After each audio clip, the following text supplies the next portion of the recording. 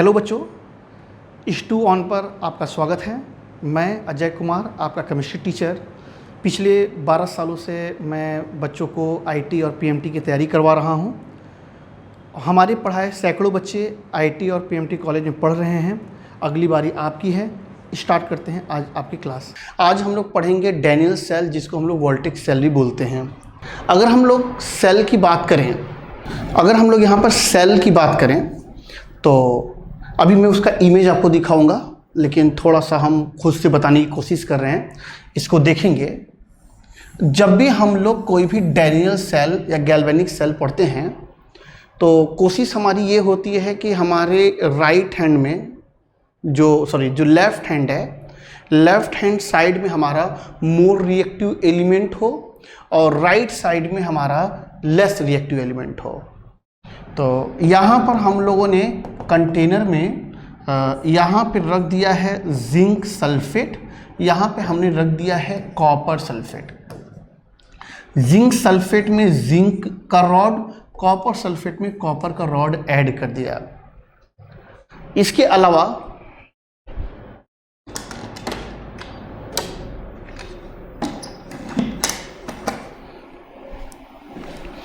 हम लोगों ने यहाँ पर जिंक और कॉपर इलेक्ट्रोड को गैल्वेनोमीटर के थ्रू ऐड कर दिया।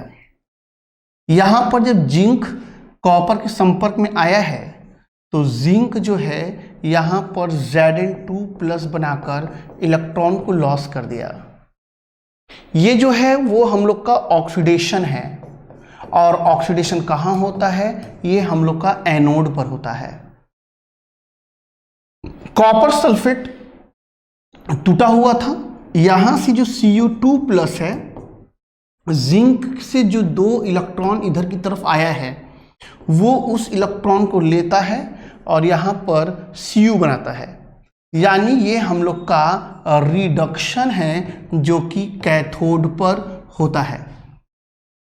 तो यहां पर हम लोग के जो लेफ्ट हैंड वाला बीकर है, यहाँ पर हम लोग का ऑक्सीडेशन हो रहा है, जो राइट हैंड वाला है वहाँ पर रिडक्शन हो रहा है। हमारे पास जो भी इलेक्ट्रिकल डिवाइस होती है उनमें से हमेशा 2 वायर निकलता है। एक से इलेक्ट्रॉन जाता है, दूसरे से इलेक्ट्रॉन रिटर्न आता है। भाई, इलेक्ट्रॉन जाने की तो व्यवस्था हो चुकी है, लेकिन वापस आने की व्यवस्था नहीं हुई है। इसके लिए यहाँ पर एक इन्वर्टेड यू शेप का हॉलो ट्यूब हम लोग ऐड करते हैं। इस हॉलो ट्यूब के अंदर हम लोग यहाँ पर इनर्ट इलेक्ट्रोलाइट रखते हैं। इनर्ट इलेक्ट्रोलाइट वो इलेक्ट्रोलाइट जो कि इन दोनों इलेक्ट्रोलाइटिक सॉल्यूशन से रिएक्शन न करता हो। जनरली इसके लिए KCl, potassium chloride, ammonium chloride, ammonium nitrate और पोटेशियम नाइट्रेट रखते हैं। यहाँ पर हम लोग उन इलेक्ट्रोलाइट को मोल्टेन फेज में ले आते हैं और उसके अंदर अगर और जिलेटिलीन ऐड करते हैं, और इन तीनों का हम लोग बनाते हैं पेस्ट। इन तीनों का पेस्ट बनाने के बाद हम लोग इस ट्यूब के अंदर फिल्ड कर देते हैं। फिल्ड करने के बाद इनके माउथ पर हम लोग कॉटन प्लग कर देते हैं। कॉटन इसलिए प्लग करते हैं क्योंकि जो भी आप सॉल्यूशन अंदर बना रखे हो ये बाहर आके इनके साथ डिफ्यूज न करे। डिफ्यूज यानी कि घुलना न शुरू करे। मैं रिएक्शन की बात नहीं कर रहा हूं, मैं डिफ्यूजन की बात कर रहा हूं। तो ये अंदर भरा हुआ पेस्ट बाहर आके डिफ्यूज न करे, इसके लिए यहां पर कॉटन प्लग कर देते हैं। इसके बाद यहां पर होता क्या है, जो यहां पर मौजूद इलेक्ट्रोलाइट रहेगा उसका कटायन इस साइड आएगा और उसका अनायन इस साइड आएगा। अनायन इस साइड आएगा और जिंक के साथ मिलकर कंपाउंड बनाएगा, और कटायन इधर आएगा और आपके सल्फेट के साथ बनाएगा। यानी कि इस पूरे प्रोसेस में ये दोनों सॉल्यूशन हमेशा इलेक्ट्रिकली न्यूट्रल रहेंगे। तो ये रहा हम लोग का डैनियल सेल। इसको आप बुक में देखोगे तो आपको कुछ इस टाइप का वो दिखेगा। इसको जो हम लोगों ने यू शेप का इन्वर्टेड यूज किया था ट्यूब, इसको सॉल्ट ब्रिज बोलते हैं। इलेक्ट्रॉन का डायरेक्शन हमेशा इधर से इस डायरेक्शन की तरफ है, और जो करंट होगा इलेक्ट्रॉन के डायरेक्शन से अपोजिट जाता है, तो कुछ करंट इधर आ रहा है। तो यहाँ पे आप देखो तो जो जिंक है यानी जो मोर रिएक्टिव एलिमेंट है वो आपका नेगेटिव टर्मिनल है, और जो आपका लेस रिएक्टिव है वो आपका पॉजिटिव सेंटर है। ये रहा आपका डैनियल सेल। यहां पर हमारे पास कोई सेल है, जैसे कि अभी हमने आपको पढ़ाया कि भाई यहाँ पर जिंक जो था और यहाँ पर दूसरे वाले बीकर में Cu2+ था। अभी मैंने बताया ना, जिंक रॉड में जिंक था और जिंक का ऑक्सीडेशन हुआ, Zn2+ बना और वही इलेक्ट्रॉन कॉपर के पास पहुंचा था और यहाँ पर ये Cu बनाया था। अब आता है कि इसको आप रिप्रेजेंट कैसे करोगे। रिप्रेजेंट करने के लिए जैसे कि मैंने यहाँ पर लिखा है रिप्रेजेंटेशन ऑफ इलेक्ट्रोकेमिकल सेल। अगर नॉर्मली इनको रिप्रेजेंट करना हो तो भाई हमारे पास जिंक के रॉड थे, इस जिंक के रॉड का यहाँ पर ऑक्सीडेशन हो रहा है तो ये बना है Zn2+। ये आपका सॉल्ट ब्रिज है। आप सॉल्ट ब्रिज से दूसरे सॉल्यूशन में पहुंचे हो, वहां पर आपका कॉपर आयन था जिसका रिडक्शन हुआ है और वो कॉपर बना है। अगर इसको और साइंटिफिक तरीके से लिखना हो तो इसको कैसे लिखेंगे, तो Zn है, Zn2+ है, यहाँ पे इनका कंसंट्रेशन C1 है, यहाँ पे इसका कंसंट्रेशन C2 है। तो इस तरह से हम लोग किसी भी गैल्वेनिक सेल को, वोल्टिक सेल को इस तरह हम लोग रिप्रेजेंट करते हैं। लेफ्ट हैंड साइड हमारा ऑक्सीडेशन का होगा, राइट साइड हमारा रिडक्शन का होगा, बीच में ये हम लोग का सॉल्ट ब्रिज है। तो किसी भी इलेक्ट्रोकेमिकल सेल को इस तरीके से हम लोग रिप्रेजेंट करते हैं। अगला मामला है इलेक्ट्रोड पोटेंशियल। हमारे पास कोई मेटल का रॉड है, इस मेटल की रॉड को हम लोग उसी के इलेक्ट्रोलाइटिक सॉल्यूशन में डिसॉल्व कर दिए, ऐड कर दिए। जब ये इलेक्ट्रोड यहाँ पहुँचा तो इसके ऊपर पोटेंशियल डेवलप हुआ इलेक्ट्रोलाइटिक सॉल्यूशन के रिस्पेक्ट में। इलेक्ट्रोलाइटिक सॉल्यूशन के रिस्पेक्ट में इलेक्ट्रोड पर पोटेंशियल डेवलप हुआ, इसी पोटेंशियल को हम लोग बोलते हैं electrode potential. Those potential develop on the electrode with respect to solution is known as electrode potential। यहाँ पर आप definition भी देख लीजिए। When a metal is placed in a solution of its ion, the metal acquired either a positive or negative charge with respect to solution. On account of this, a definite potential difference is developed between the metal and the solution. The potential difference is known as electrode potential। इसके लिए दो condition होता है, दो condition मैं आपको दिखा रहा हूं, थोड़ा यहां देखेंगे। हमारे पास ये कोई इलेक्ट्रोलाइटिक सॉल्यूशन था और ये हमारे पास कोई मेटल का रॉड था। इस इलेक्ट्रोलाइटिक सॉल्यूशन में हमने मेटल का रॉड ऐड कर दिया। यहां पर ये मेटल रॉड आया और यहां पर M2+ बनाकर इलेक्ट्रॉन लॉस कर दिया। जब कोई मेटल इलेक्ट्रोलाइटिक सॉल्यूशन में आकर अपने आप को ऑक्सीडाइज कर ले, इसको हम लोग इलेक्ट्रोलाइटिक प्रेशर भी बोलते हैं।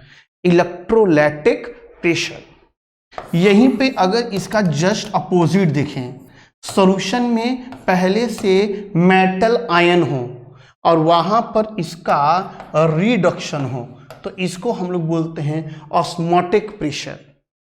मेटल रॉड अपने आप को ऑक्सीडाइज कर ले तो इलेक्ट्रोलाइटिक प्रेशर, अगर यहां पर अपने आप को रिड्यूस कर ले तो ऑस्मोटिक प्रेशर। वापस से इलेक्ट्रोड पोटेंशियल। इलेक्ट्रोड पोटेंशियल क्या होता है, जब किसी मेटेलिक रॉड को उसके खुद के इलेक्ट्रोलाइटिक सॉल्यूशन में ऐड कर देते हैं तो उस इलेक्ट्रोड पर जो भी पोटेंशियल डेवलप होता है प्लस माइनस सॉल्यूशन के रिस्पेक्ट में, उसी को हम लोग बोलते हैं इलेक्ट्रोड पोटेंशियल। अब हमारे पास मामला ये आता है कि ये भाई कोई सॉल्यूशन आपने लिया, बिल्कुल सही है, सॉल्यूशन ले लिया है आपने, इसमें कोई इलेक्ट्रोड ऐड कर दिया, बिल्कुल सही है। अब क्या है कि इस इलेक्ट्रोड पर कोई पोटेंशियल डेवलप होना है। मान लो कोई पोटेंशियल डेवलप हो भी गया, आप इस पोटेंशियल को कैसे मेजर करेंगे? आपके पास ऐसा कोई भी डिवाइस नहीं है जिससे कि आप किसी सिंगल इलेक्ट्रोड का पोटेंशियल पता कर लो। गैल्वेनोमीटर, वोल्टामीटर, मान लो चलो अमीटर, करंट भी नापना है तो कोई भी ऐसा इलेक्ट्रिकल डिवाइस नहीं है जिसके पास एक सिंगल टर्मिनल हो। हर सबके पास दो, आपके पास पंखा, ट्यूबलाइट, एसी, कैमरा जो भी है सब में दो पॉइंट्स होते हैं, प्लस और माइनस, यानी एक से इलेक्ट्रॉन का जाना है, दूसरे का आना है। तो अगर आपके पास कोई इलेक्ट्रोलाइटिक सोल्यूशन है और उसमें कोई मेटल रॉड पड़ा है तो उसका पोटेंशियल पता करना है, तो आप उसका पोटेंशियल नहीं पता कर सकते हैं। इसका पोटेंशियल इसलिए नहीं पता कर सकते क्योंकि सिंगल टर्मिनल का आपके पास कोई डिवाइस ही नहीं था। तो अब क्या है कि हम लोग को इन इलेक्ट्रोड का पोटेंशियल फाइंड करना था, जिसके लिए हम लोग पढ़ने जा रहे हैं रेफरेंस इलेक्ट्रोड। रेफरेंस इलेक्ट्रोड मैं आपको एक ही पढ़ा पाऊंगा समय कम होने के कारण। इसके अलावा कोलेमल इलेक्ट्रोड और मर्करी इलेक्ट्रोड भी होते हैं। मैं आपको केवल स्टैंडर्ड हाइड्रोजन इलेक्ट्रोड पढ़ाने जा रहा हूं। तो स्टैंडर्ड हाइड्रोजन इलेक्ट्रोड देखें, यहां पर ये हमारे पास कोई इलेक्ट्रोलाइटिक सोल्यूशन है। ये जो सोल्यूशन है यहां पर H+ आयन का कंसंट्रेशन 1 कैपिटल 1 है, 1 कैपिटल M, मोलरिटी यहां पर 1 है। यहां पर कुछ इस टाइप का एक सिस्टम लगा हुआ है ग्लास का। इसके अंदर प्लेटिनम वायर है और ये एक प्लेटिनम का टुकड़ा है, स्प्रिट लगा हुआ है। यहां से हाइड्रोजन गैस अंदर आ रहा है जिसका प्रेशर 1 atm है। हाइड्रोजन गैस का प्रेशर 1 atm है और उतने प्रेशर से वो अंदर आ रहा है।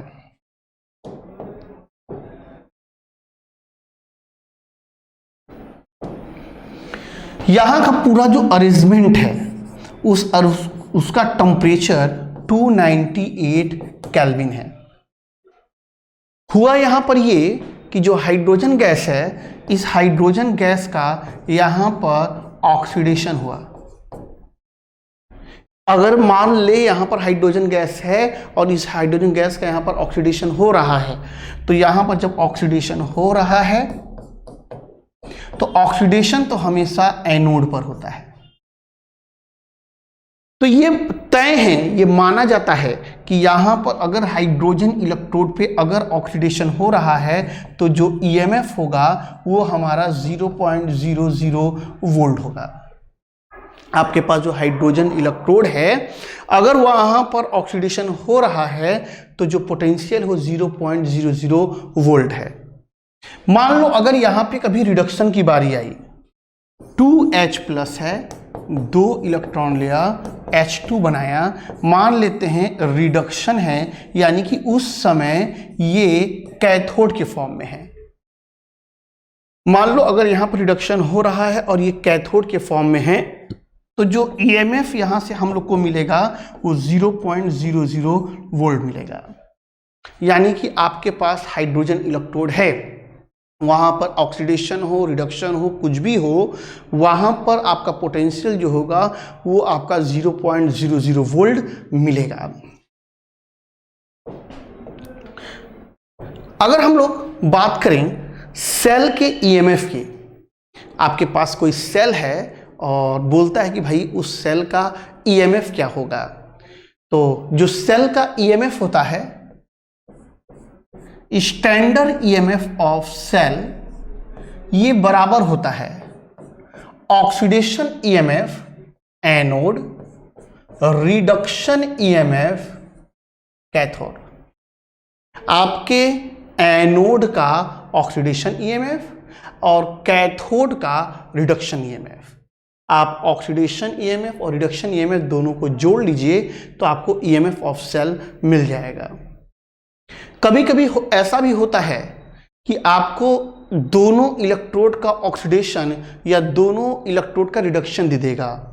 तो ऐसी कंडीशन में क्या करेंगे, मान लेते हैं दोनों इलेक्ट्रोड का आपको ऑक्सीडेशन ईएमएफ दे दे, तो ऐसे कंडीशन में जो ईएमएफ ऑफ सेल होगा ये बराबर होगा oxidation EMF anode minus standard oxidation EMF cathode.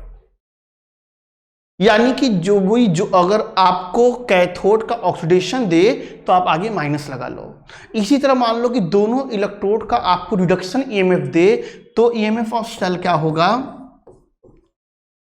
तो ईएमएफ ऑफ सेल हो जाएगा minus standard reduction EMF anode plus standard reduction EMF cathode.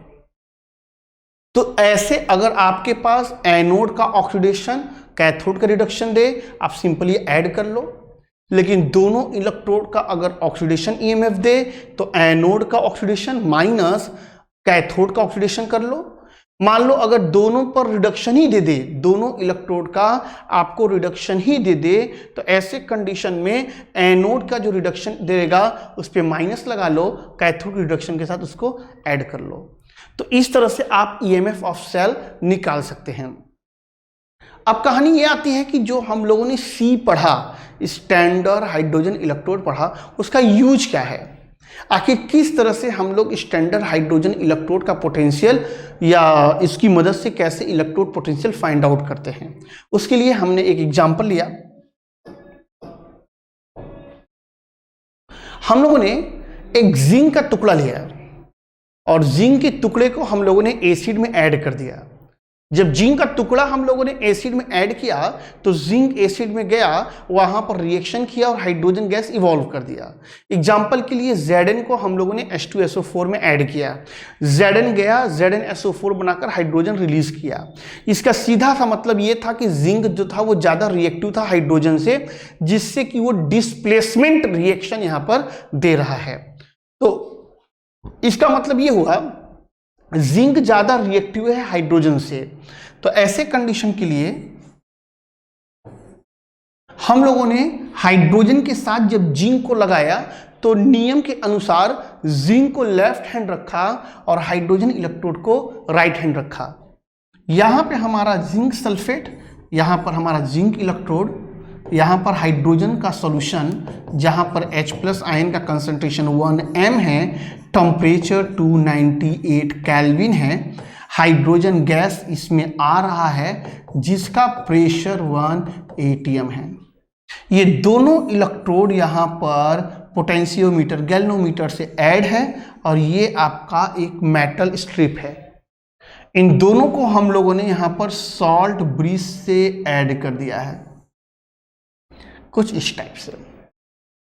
यहां पर जैसे ही जिंक इलेक्ट्रोड हाइड्रोजन इलेक्ट्रोड के साथ अटैच्ड हुआ, जिंक जो है अपने आप को यहां पर ऑक्सीडाइज कर लिया, Zn2+ बनाकर इलेक्ट्रॉन छोड़ा है। ऑक्सीडेशन है तो ये तय है कि ये एनोड का मामला होगा। अगर ये एनोड का मामला है, ऑक्सीडेशन है, तो स्टैंडर्ड ऑक्सीडेशन ईएमएफ एनोड की बात करें तो ये हम लोग को नहीं पता, इसी को तो पता करने हम लोग आए हैं यहां पर।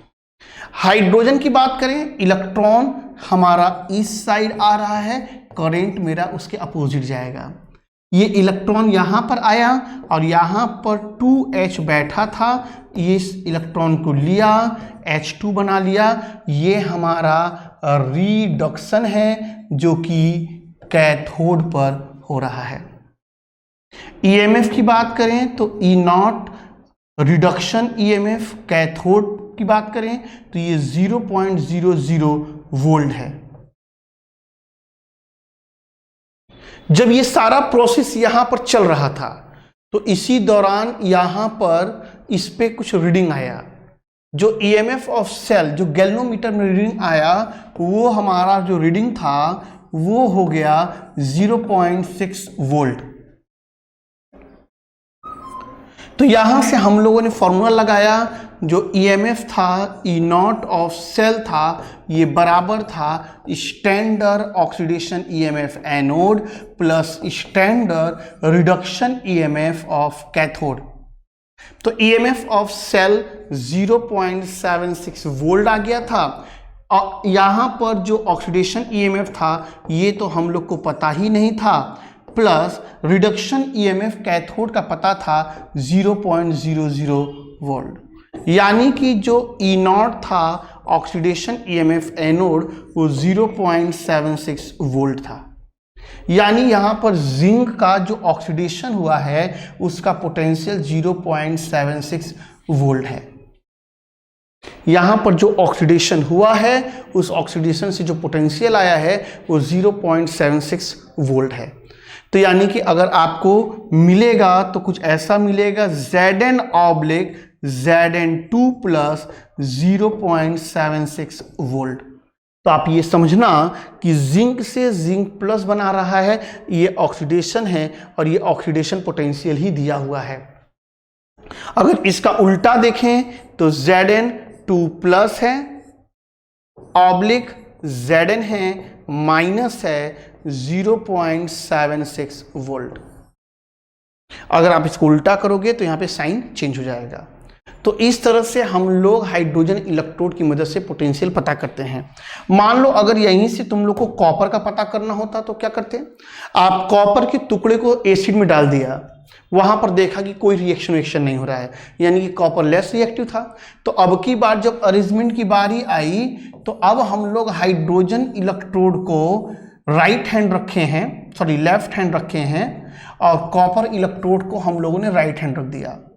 दोनों को यहाँ पर डिवाइस गैल्वेनोमीटर वगैरह से जोड़ दिया, सॉल्ट ब्रीज वगैरह लगा दिया। यहाँ पर H प्लस का कंसंट्रेशन पहले की तरह 1 m है, टेम्परेचर 298 केल्विन है, हाइड्रोजन गैस आ रहा है 1 atm प्रेशर है।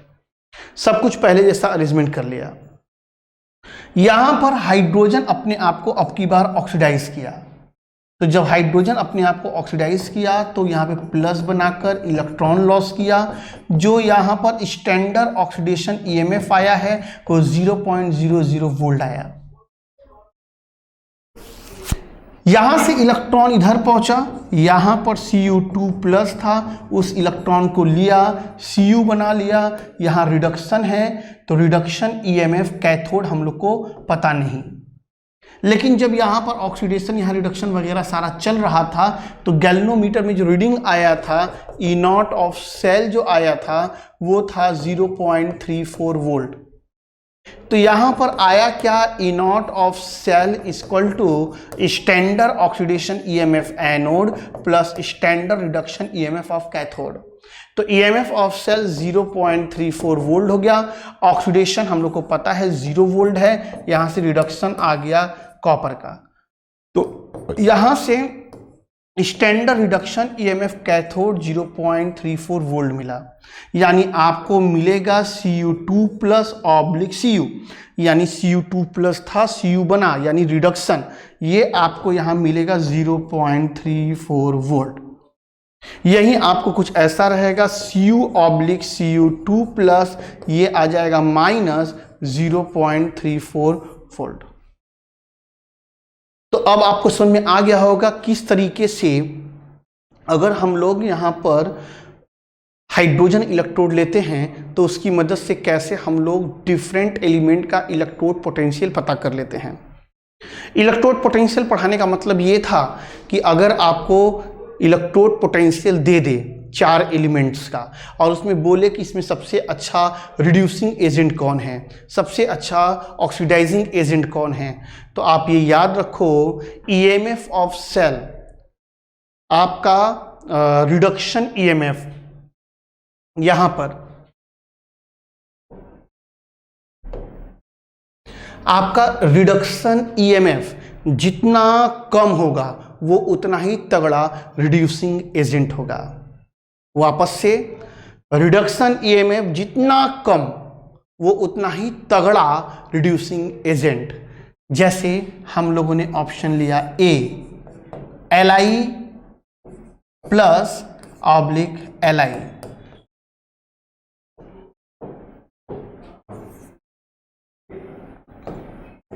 ये आ गया है minus 3.07 volt. B Na plus oblique Na, हो सकता है कुछ डाटा हमारा मैच न करे। बी सी है, मान लेते हैं Zn2 प्लस है, Zn है माइनस 0.76 वोल्ट। डी ऑप्शन है Fe2 प्लस Fe 0.44 वोल्ट। इसमें बोले आपसे कि भैया ये आपको रिडक्शन ईएमएफ सारा दिया हुआ है, इसमें सबसे अच्छा रिड्यूसिंग एजेंट कौन है। तो रिडक्शन ईएमएफ अगर दिया गया है रिडक्शन ईएमएफ अगर दिया गया है तो सबसे अच्छा रिड्यूसिंग एजेंट वो होगा जिसका रिडक्शन ईएमएफ सबसे कम होगा। तो इसमें सबसे अच्छा रिड्यूसिंग एजेंट जो होगा वो आपका लिथियम हो जाएगा। फिर से रिडक्शन ईएमएफ जितना कम वो उतना तगड़ा रिड्यूसिंग एजेंट, रिडक्शन ईएमएफ जितना ज़्यादा उतना अच्छा वो ऑक्सीडाइजिंग एजेंट। आपके एग्जाम में हो सकता है ऐसे 4 ऑप्शन आ जाए, कह दे कि इंक्रीजिंग ऑर्डर में अरेंज करिए, डिक्रीजिंग ऑर्डर में अरेंज करिए, अच्छा रिड्यूसिंग एजेंट बताइए, अच्छा ऑक्सीडाइजिंग एजेंट बताइए। ये सब क्वेश्चन बताने के लिए ही हमने आपको इलेक्ट्रोड पोटेंशियल पढ़ाया। अगर आपको इलेक्ट्रोड पोटेंशियल दिया हुआ है, रिडक्शन पोटेंशियल आप देख लो, रिडक्शन पोटेंशियल जितना कम होगा वो उतना ही तगड़ा रिड्यूसिंग एजेंट होगा।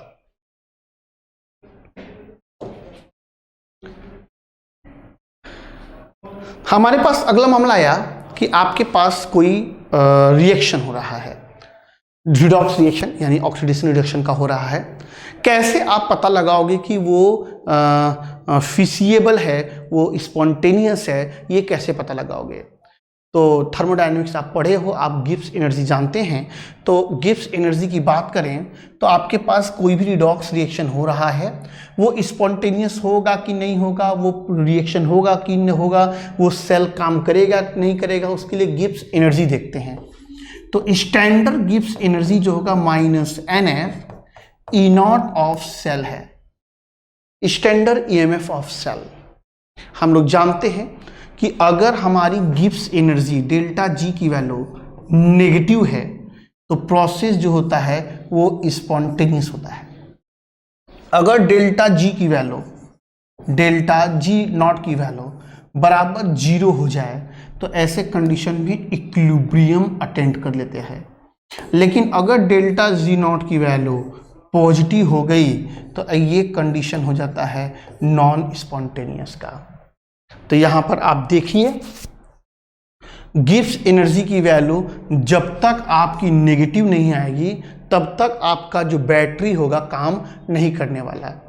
तो इस एक्सप्रेशन से अगर आप बात को समझो तो यहाँ पर नेगेटिव है यानी कि n तो नंबर ऑफ इलेक्ट्रॉन है involve in reaction, f Faraday constant है 96500, ये है E0 of cell.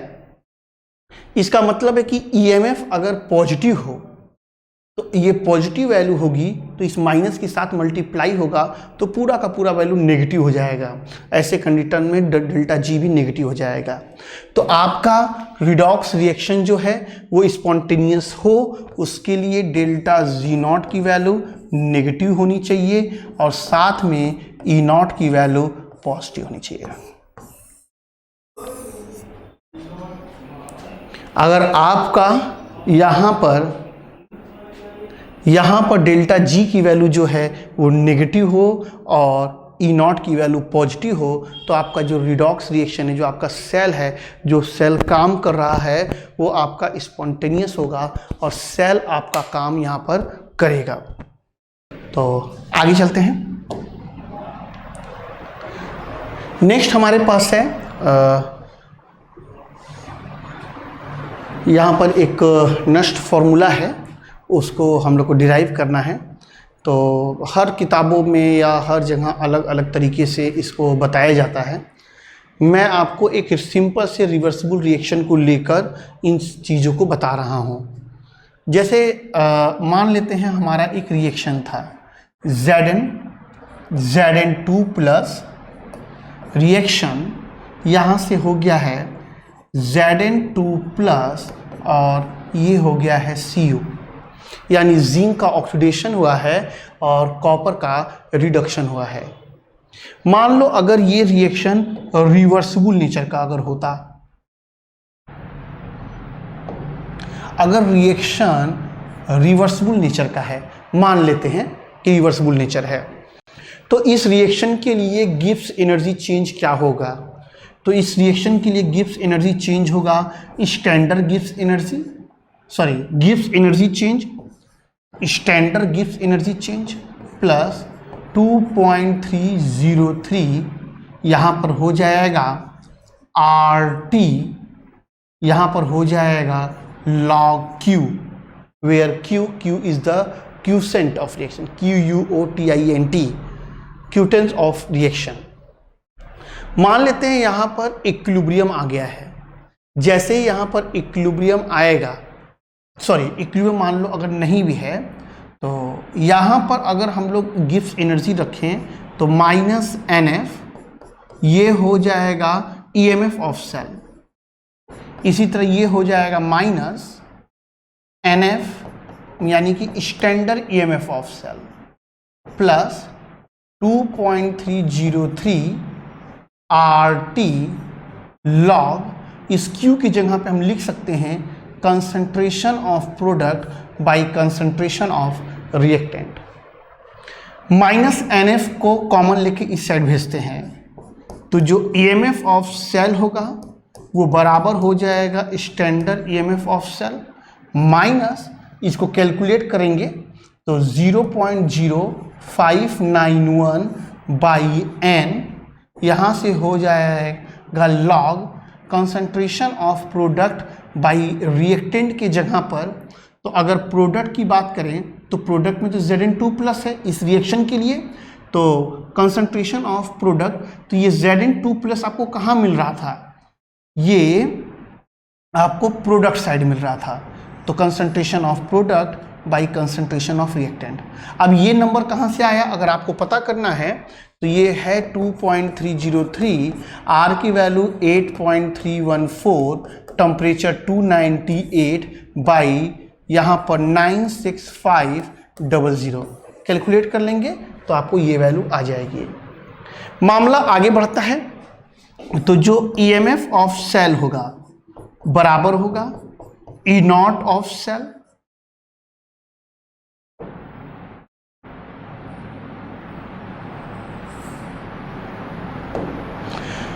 Minus 0.0591 by number of electron involve in reaction, यहां से हो जाएगा log। प्रोडक्ट की बात करें तो यहां पर Zn2+ है और Zn2+ हम लोग को कहां मिलता था, लेफ्ट हैंड साइड, यानी कि concentration left hand side beaker by concentration right hand side beaker. अगर इसी फॉर्मूले को आगे बढ़ाएं, अगर इसी चीज को आगे बढ़ाएं तो ये है E0 ऑफ सेल, ये हो जाएगा E0 of cell minus 0.0591 by N log।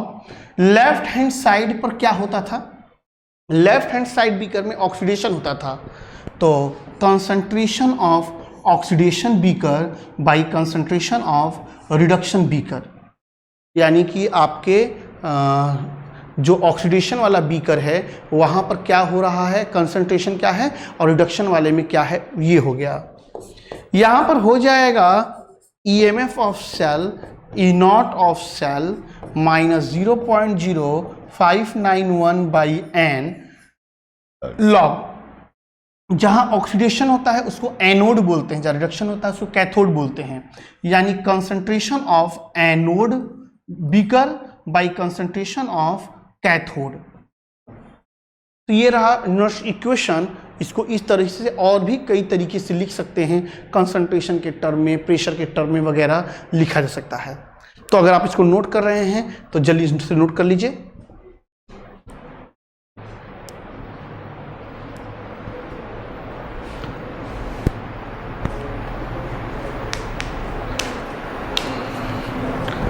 चलो नोट कर लिया होगा। क्वेश्चन पर आते हैं। यहां पर एक क्वेश्चन है, Ag का रिडक्शन हो रहा है, कैडमियम का ऑक्सीडेशन हो रहा है, स्टैंडर्ड पोटेंशियल कुछ दिया है और बाकी चीजें पूछ रहा है। 1 मिनट का समय दिया, बनाएं इस क्वेश्चन को।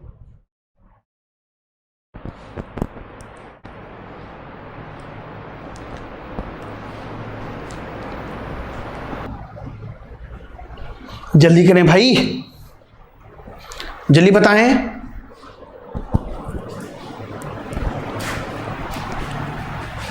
यहां पर सिल्वर का रिडक्शन है, यहां पे सिल्वर का रिडक्शन है, कैडमियम का ऑक्सीडेशन है। तो अगर हम यहाँ से E naught of cell find करें तो ये बराबर होगा यहाँ पर ऑक्सीडेशन ईएमएफ एनोड और रिडक्शन ईएमएफ कैथोड। अगर हम लोग ऑक्सीडेशन की बात करें तो ऑक्सीडेशन तो यहाँ पर कैडमियम का हुआ है, लेकिन हम लोग को जो पोटेंशियल दिया है वो रिडक्शन का दिया है। हो रहा है ऑक्सीडेशन, दिया है रिडक्शन का, तो हम लोग करेंगे क्या, हमको दिया है रिडक्शन का, चाहिए ऑक्सीडेशन, तो हम लोग उसको अपोजिट साइन में कर लेंगे। तो हो जाएगा यहां से 0.4। सिल्वर का हम लोग को यहां से रिडक्शन पोटेंशियल चाहिए, सिल्वर का रिडक्शन दिया भी है, कितना 0.8, तो ये हो जाएगा 0.8, तो ये आपका आ जाएगा यहाँ से 1.2। यानी कि जो पहला क्वेश्चन था what is the standard potential of the reaction, तो ये यहाँ पे आ जाएगा 1.2 वोल्ट। अगला क्वेश्चन है for the electrochemical cell which of the reaction take place electrode is negative electrode. कह रहा है कि जो रिएक्शन है, कह रहा है कि कौन सा उसमें जो होगा वो नेगेटिव इलेक्ट्रोड पे जाएगा। तो आप इस रिएक्शन को देखकर ही क्लियर कर लिए होंगे कि ये क्या कहना चाह रहा है और ये कहाँ पे होगा।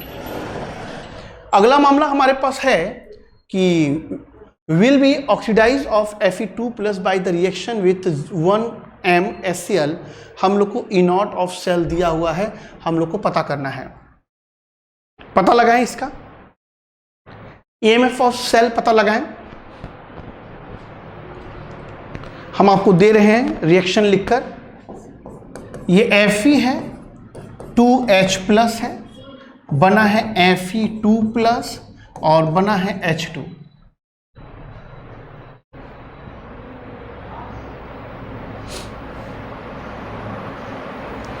बताएं EMF ऑफ सेल क्या होगा।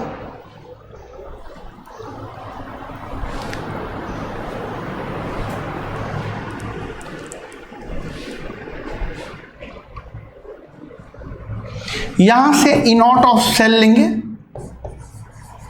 ये बराबर होगा standard oxidation EMF anode, standard reduction EMF cathode. Oxidation EMF की बात करें तो Fe से Fe2+ में है, तो वहाँ पर दिया है 0.44 वोल्ट। रिडक्शन ईएमएफ हम जानते हैं कि 0 होगा, तो आ गया यहाँ से EMF of cell 0.44 volt. Next question, इस क्वेश्चन को बनाएं।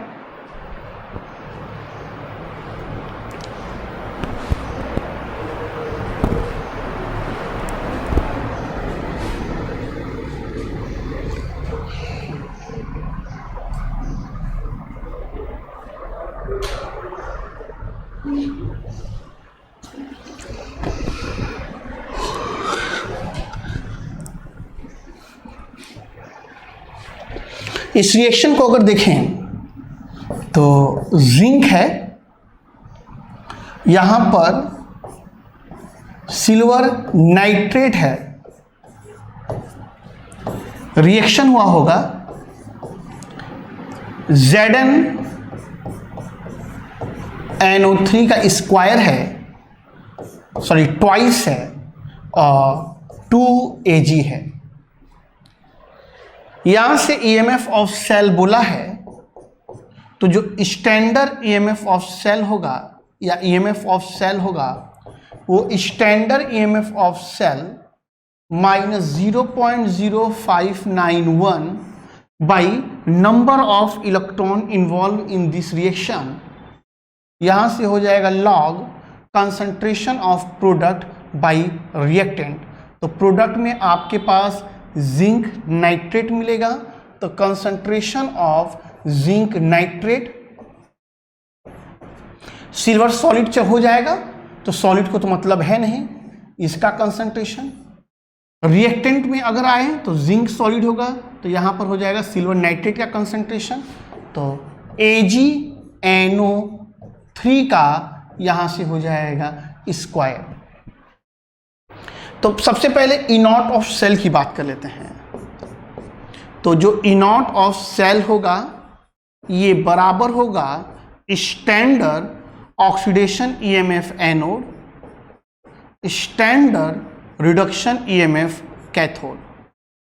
तो ऑक्सीडेशन हुआ है जिंक का, तो जिंक का यहां पर ऑक्सीडेशन ईएमएफ 0.76 है, और सिल्वर का भी वे स्टैंडर्ड ऑक्सीडेशन पोटेंशियल दे रखा है। तो क्योंकि सिल्वर का ऑक्सीडेशन दिया है, हमको रिडक्शन चाहिए, तो यहां से हो जाएगा 0.8। सिल्वर का ऑक्सीडेशन हम लोग को 0.8 है माइनस, तो जब इसको रिडक्शन करेंगे तो नेगेटिव साइन चेंज होगा। तो यहां पर इसको हम लोग ऐड करें, तो इसको ऐड करेंगे तो 1.56 इतना वोल्ट आ गया। वैल्यू रखते हैं, तो यहां से E naught of cell, sorry EMF of cell, E naught of cell 1.56 हो जाएगा। 0.0591 नंबर ऑफ इलेक्ट्रॉन यहां पर आप देखें तो 2 है। यहां से हो जाएगा लॉग कंसंट्रेशन ऑफ जिंक, तो ये जिंक नाइट्रेट, तो यहां पर हो जाएगा 0.25। सिल्वर नाइट्रेट का 0.1 का हो जाएगा यहां से स्क्वायर। कैलकुलेशन अगर हम आगे ले चलें,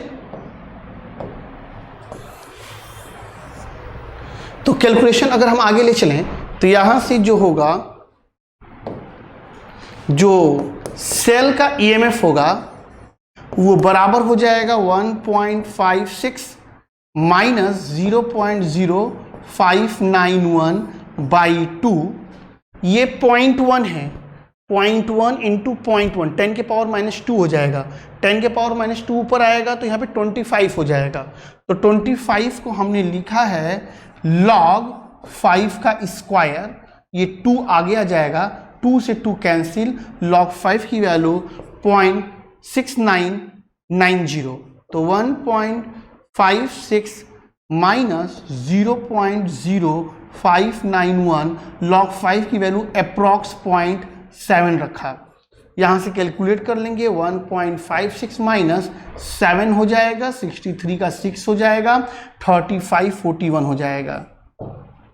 यहां से इसको आप माइनस कर लोगे तो आपके पास यहां से आंसर आ जाएगा। नेक्स्ट क्वेश्चन आपके पास ये है, इसको ट्राई करें।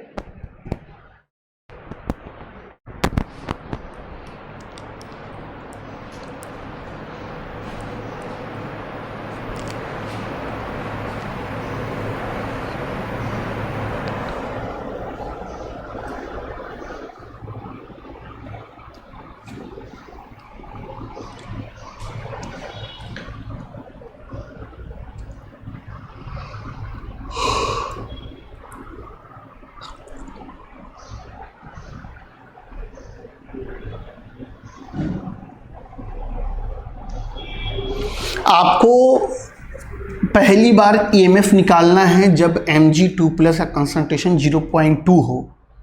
उसके बाद फिर से निकालना है जबकि कंसंट्रेशन 0.1 हो। फिर दोनों को इक्वलेट करना है, दोनों का रिलेशन बताना है। कोशिश करिए, बारी बारी बनाइए, इसको देखिए।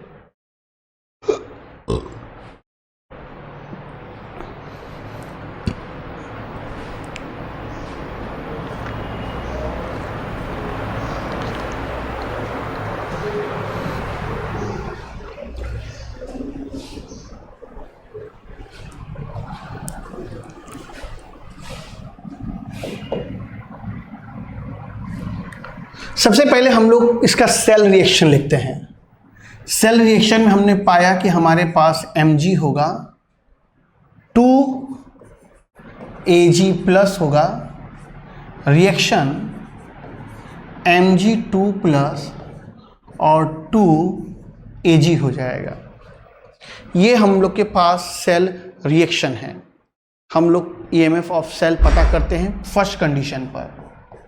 तो ईएमएफ ऑफ सेल ये हो जाएगा E naught of cell minus 0.0591 by number of electron 2 हो जाएगा, लॉग है यहाँ पर हो जाएगा Mg2+ का कंसंट्रेशन बाई हो जाएगा Ag+ का कंसंट्रेशन का स्क्वायर, यहाँ पर 2 है ना इसलिए स्क्वायर। तो सबसे पहले हम लोग E0 ऑफ सेल देखते हैं। तो E0 ऑफ सेल अगर बात करें तो oxidation EMF plus reduction EMF. तो ऑक्सीडेशन की बात करें तो यहाँ पर मैग्नीशियम का ऑक्सीडेशन होगा, मैग्नीशियम का हमको रिडक्शन ईएमएफ दिया है, इसका उल्टा करेंगे तो ये ऑक्सीडेशन ईएमएफ हो जाएगा, प्लस सिल्वर का रिडक्शन, तो सिल्वर का रिडक्शन ईएमएफ वो दे रखे हैं, तो ये है 0.8, ऐड कर लेंगे यहाँ से तो हो जाएगा 7, 8 और 3 11, यहाँ पर हो जाएगा 3, तो हो जाएगा 3.17 वोल्ट। तो यहाँ से क्वेश्चन को कंटिन्यू करेंगे। तो ईएमएफ ऑफ सेल हमारे पास है 3.17 minus 0.0591, number of electron clear है कि 2 इन्वॉल्व हुए हैं, लॉग हो जाएगा Mg2+ का कंसंट्रेशन तो 0.2 है, Ag+ का कंसंट्रेशन का स्क्वायर तो ये हो जाएगा 10 के पावर में -6, -6 है ऊपर आएगा तो +6 हो जाएगा, +6 होगा तो यहाँ पे 2 × 10 के पावर में 5 होगा। कैलकुलेशन की बात करें तो 3.17 0.0591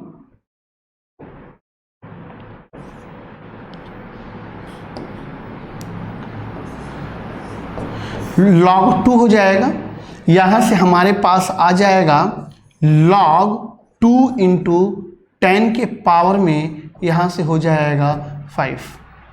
कैलकुलेशन कर लेते हैं यहाँ से तो ये हो जाएगा 3.17 0.0591 बाई 2, यहाँ से आ जाएगा log 2 तो यहाँ पे मल्टीप्लाई हो जाएगा 5.3010।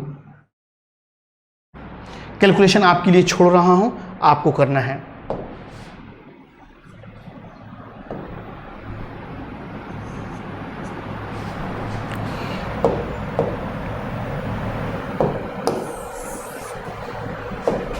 सेकेंड केस के लिए बनाते हैं।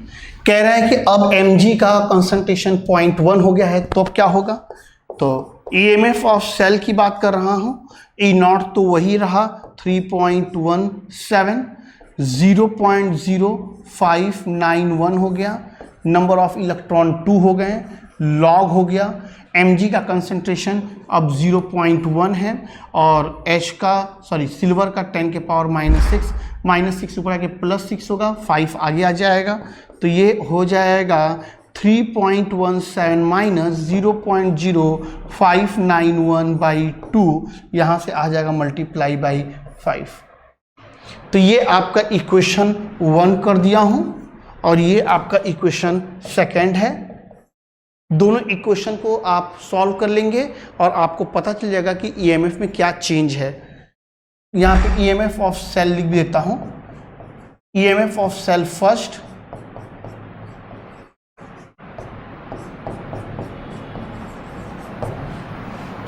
यहाँ पे मैं इसको सेकंड कर देता हूँ। ईएमएफ ऑफ सेल सेकंड, इसको नोट कर लें।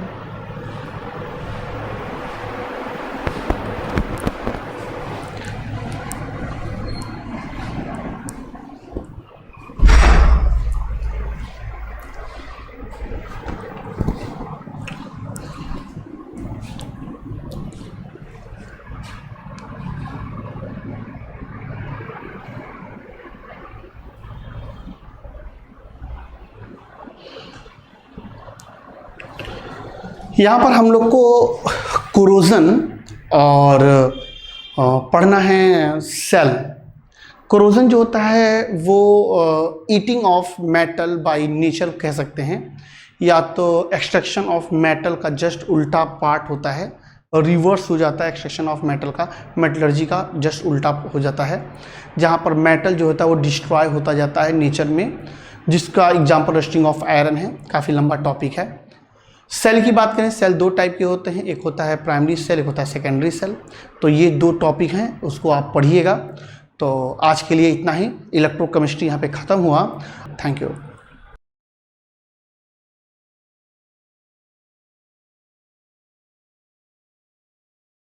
बने रहिए।